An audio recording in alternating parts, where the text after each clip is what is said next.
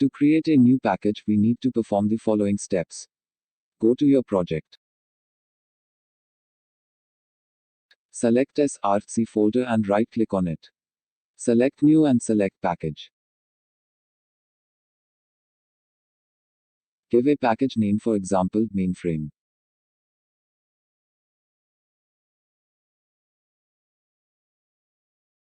And click Finish. Your package is ready to use. Now, we need to create Java application window. To create a new Java application window, we need to perform the following steps. Go to your project. Select your package and right-click on it. Select New and select Other.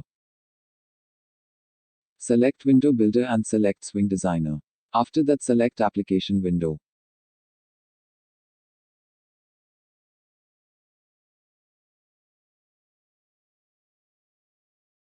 Give a Java application window name, for example, main scene. And click Finish.